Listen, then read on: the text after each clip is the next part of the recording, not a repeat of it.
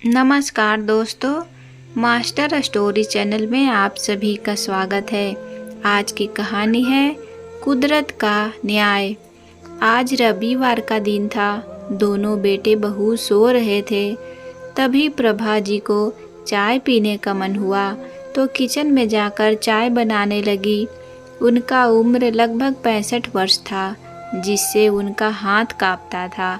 हाथ कांपने की वजह से उनके हाथों से एक कप गिरकर टूट गया। उसी में बहू दौड़ते हुए किचन की तरफ आई। दीनानाथ जी भी घबरा गए कि अब तो प्रभा जी को ना जाने कितनी खरी खोटी सुनाएगी यह बहुएं। उसकी परिस्थिति को कोई समझने की कोशिश भी नहीं करेंगे। तभी बड़ी बहू माला बोली, मम्मी जी, आपने यह क्या किया? थोड़ी देर भी बर्दाश्त नहीं हुई आपसे? इतनी महंगी कप तोड़ दी। सुबह सुबह नुकसान करके आपको आत्मा को शांति मिल गई। थोड़ी देर चाय नहीं पीती तो मर नहीं जाती आप। बड़ी बहू के चिल्लाने की आवाज़ से दोनों बेटे भी बाहर आ गए। उनका छोटा बेटा आनंद गुस्से में बोला, क्या माँ, आप लोग तो जीना ही मुश्किल कर रखा है।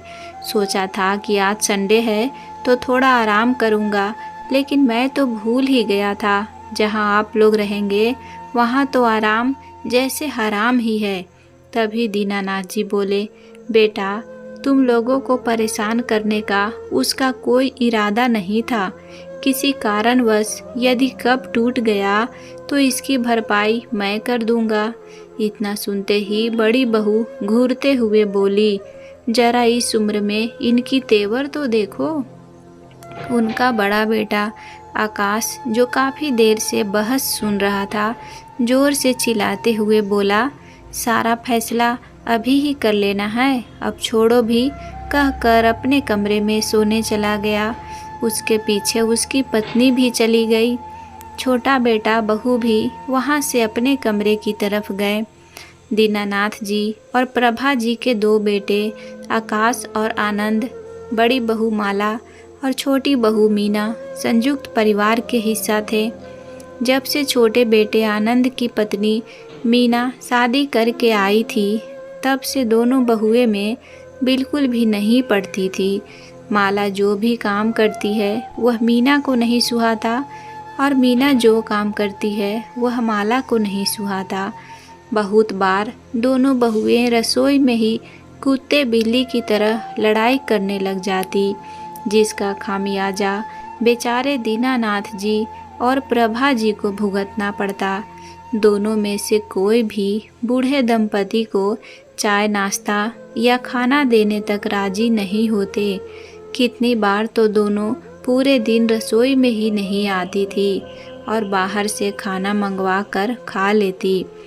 पतियों को कह देती कि वह अपने ऑफिस के कैंटीन से ही खाना खा ले, और बच्चों को भी कैंटीन से खाने के लिए पैसे दे देती, ताकि दोनों देवरानी जेठानी को एक दूसरे का मुंह देखना ना पड़े।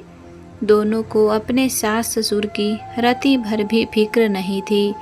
कभी कभी तो पूरा दिन निकल जाता, दोनों में से कोई देखने तक नहीं आते कि उनके सास ससुर ने पूरे दिन खाना खाया या नहीं। प्रभा जी खुद ही अधेड़ उम्र में रसोई में जाती और अपने और दीनानाथ जी के लिए कुछ हल्का फुल्का नाश्ता और खाना बना लाती थी। उस पर भी बड़ी बहू माला बोल पड़ती, मम्मी जी, खाना बनाने के बाद रसोई कितनी गंदी छोड़ दी है, यह कौन साफ करेगा? ना माला रसोई साफ की और ना ही मीना ने साफ की। आखिरकार बेचारी प्रभा जी रसोई साफ कर दी। प्रभा जी से अब रसोई का ज़्यादा काम नहीं हो पाता था। एक तो उम्र हो चली थी और उस पर से शरीर की बीमारियां अलग। मगर जब दोनों बहुएं ही सास ससुर को खाना देने से पल्ला झाड़ ले तो उन्हें खाना बनाना पड़ता था, जबकि डॉक्टर ने उन्हें आराम करने की सख्त हिदायत दी थी। दीनानाथ जी भी कहते थे, दो दो बहू के होते हुए प्रभा, तुम्हें इस उम्र में हम दोनों का खाना बनाना पड़ रहा है। क्या इन्हीं दिनों के लिए बेटों की शादी करवाई थी? दीनानाथ जी और प्रभा जी का यह संयुक्त परिवार दीनानाथ जी द्वारा बनाए पुश्तैनी मकान में रहते थे, जिसमें दीनानाथ जी और प्रभा जी नीचे के कमरे में रहते थे और दोनों बहुएं आज़ादी से जीना चाहती थी। यहाँ कोई किसी के साथ रहना नहीं चाहता था। दोनों को घूमने और बाहर का खाना खाना बहुत पसंद था, इसलिए बहुत बार घर में खाना ही नहीं बनता था। मगर दोनों बूढ़े पति पत्नी तो पूरे दिन घर में ही रहते थे। वह बेचारे खाना खाने कहाँ जाएंगे।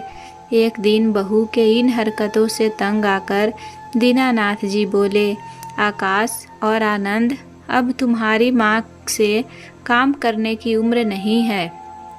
तुम्हारी पत्नी अक्सर बाहर चली जाती है ताकि उन्हें रसोई में न जाना पड़े।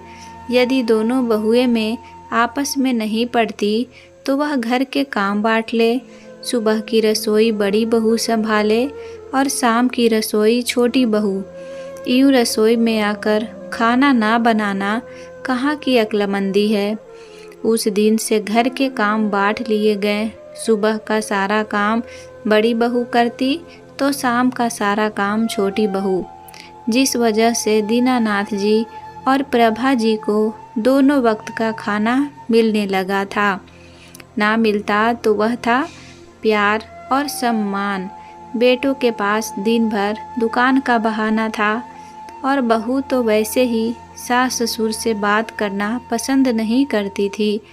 एक दिन प्रभा जी बस इतना ही बोली थी छोटी बहू से कि बहू, आज खाने में नमक ज़्यादा था। मुझे बीपी की शिकायत है तो खाने में नमक थोड़ा कम ही डाला करो। प्रभा जी के इतना कहते ही मीना ने तूफान मचा दिया और बोली, तो एक काम क्यों नहीं करती माँ जी आप? दोनों समय का खाना अपनी लाडली बड़ी बहू से क्यों नहीं बनवा लेती हैं? एक तो इन बूढ़ों की खिदमत करो और ऊपर से इनका सुनो भी। एक तो इतनी गर्मी में सभी का खाना बनाना और उनके नखरे भी सहन करो। मुझसे नहीं होता रोज़ रोज़ खाना बनाना। जब बड़ी बहू माला को पता चला कि मीना ने माँ जी से ऐसा कहा है तो कहीं सास ससुर को दोनों वक्त का खाना उसे न बनाना पड़ जाए, इसलिए वह बोली, माँ जी जो मिले खा लिया कीजिए ना, बेवजह क्यों किसी को भी टोका टाकी करती रहती हैं। आप तो जानते ही हैं हम लोग तो बाहर से भी खाना खा लेंगे, मगर आप लोगों को तो बाहर का खाना भी अच्छा नहीं लगता। आप लोगों के लिए तो घर में रोज़ खाना बन रहा है और उसमें भी आपके नखरे कोई नहीं सहन करेगा। इसलिए बिना बड़बड़ किए जो मिले उसे निगल लिया कीजिए। उस दिन दीनानाथ जी और प्रभा जी यह बात भी अच्छे से समझ गए थे कि दोनों बहू की तो आपस में बिल्कुल नहीं पड़ती, मगर वे दोनों हम बूढ़ों को भी जैसे तैसे रोटी खिला रहे हैं। वहाँ दुकान पर आकाश और आनंद की व्यवसाय को लेकर लड़ाई होने लगी। आनंद के कहे अनुसार आकाश दुकान से ज़्यादा पैसा उठाता था, जिस वजह से हिसाब किताब में गड़बड़ हो रही थी और आकाश कह रहा था कि आनंद उस पर झूठा इल्ज़ाम लगा रहा है। खैर, सारी बातों का तोड़ यह निकला कि हम दोनों भाई अलग हो जाएं और अपना अपना देखें। आनंद का कहना था कि उसके बच्चे अब बड़े हो रहे हैं तो उसका खर्चा ज़्यादा है। अगर आकाश इसी तरह दुकान से ज़्यादा पैसा उठाता रहा तो वह दिन दूर नहीं जब खाने के लिए भी लाले पड़ जाएंगे। इसलिए अब बंटवारे में ही फ़ायदा रहेगा ताकि हम लोग अपना अपना पैसा बचा पाए। और दोनों ने मिलकर फैसला किया कि दुकान से जो भी कमाई होगी उसके आधे आधे 2 हिस्से किए जाएंगे। दोनों भाइयों ने मिलकर पुश्तैनी मकान और गांव से दूर शहर में उनका एक मकान था, उसे भी बांट लिया। पुश्तैनी मकान आया आकाश के हिस्से में और गांव से दूर शहर का मकान आया आनंद के हिस्से में। जमीन जायदाद सारी संपत्ति बांट दी गई। यह सब देखकर दोनों बहुएं बहुत खुश हो गई। मीना अपने पति आनंद से बोली, मैं तो कब से अलग होना चाहती थी, मगर आप ही नहीं मान रहे थे। देखा आज कैसे बड़े भैया ने आप पर इल्ज़ाम लगा दिया, जबकि खुद कौन से दूध के धुले हैं। बड़े भैया भी दुकान से हर महीने ज़्यादा पैसे उठाते थे, मगर आपने तो कभी उनसे हिसाब नहीं मांगा, और उन्होंने तो आपसे हिसाब मांगना तो दूर इल्ज़ाम ही लगा दिया। वहाँ आकाश की पत्नी माला भी बहुत खुश थी। वह बोली, अभी इस मीना का मुंह रोज रोज नहीं देखना पड़ेगा।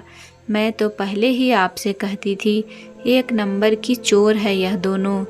पति पत्नी अलग होने की खुशी में दोनों बेटे और बहुएं अपने माता पिता को तो जैसे भूल ही गए थे। दीनानाथ जी और प्रभा जी बैठे बैठे सब कुछ देख रहे थे और सोच रहे थे, जो बेटा बहू हमें साथ रखेगा उसी के साथ खुशी खुशी रह लेंगे। उतने में ही बड़ी बहू माला बोली, माँ जी और पापा जी के नाम की पर्ची निकाल लेते हैं। जिस पर जिसका नाम आएगा वह उसके साथ जाएगा। वैसे भी अब इस उम्र में बूढ़ों का साथ में क्या काम। छोटी बहू मीना बोली, हाँ भाभी, आप फिक्र मत कीजिए। जब सभी चीज़ों का बराबर बंटवारा किया है तो इनका भी बराबर बंटवारा करेंगे। किसी एक के साथ नहीं मरने देंगे। इनको दोनों बेटों ने भी अपनी पत्नियों की इस बात में सहमति जताई थी और बाहर पर्ची बनाई जा रही थी। बस बाहर का यह नज़ारा देखकर दीनानाथ जी आज चिंतित हो गए थे। प्रभा जी भी यह सोचकर उदास हो गई थी कि वह दीनानाथ जी के बिना कैसे रह पाएगी, और दीनानाथ जी उनकी तो जान बसती थी प्रभा जी में। वे दोनों कैसे रहेंगे एक दूसरे के बिना। दोनों के दिमाग में यही सब कुछ चल रहा था। दीनानाथ जी और प्रभा जी जैसे ही अपने कमरे से बाहर आए, छोटा बेटा आनंद बोला, माँ आपके नाम की पर्ची मेरी निकली है, तो आप मेरे साथ हमारे नए मकान में चलिए, और पिताजी बड़े भैया के साथ यहीं पुश्तैनी मकान में रहेंगे।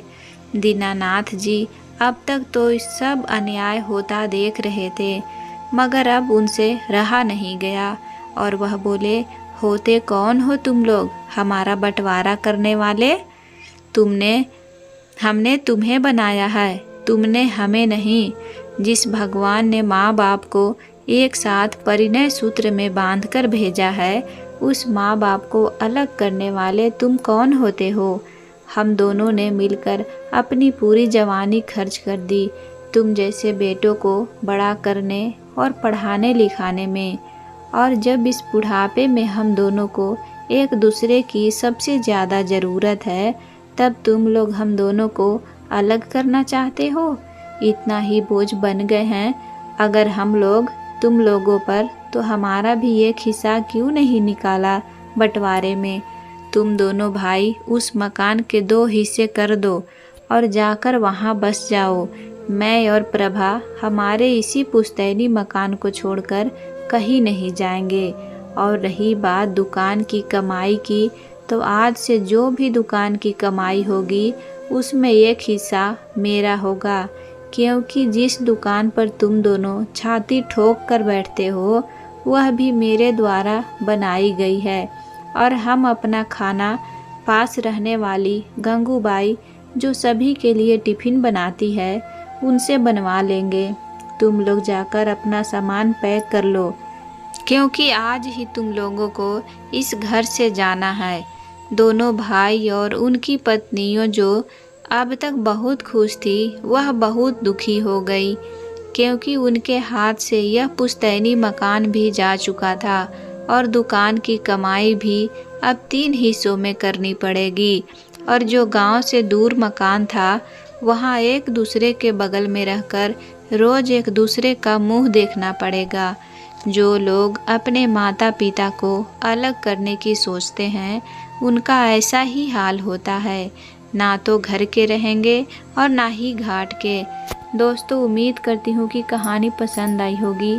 पसंद आए तो वीडियो को लाइक करें, चैनल पर नए हैं तो चैनल को सब्सक्राइब करें। कहानी को पूरा देखने के लिए दिल से धन्यवाद।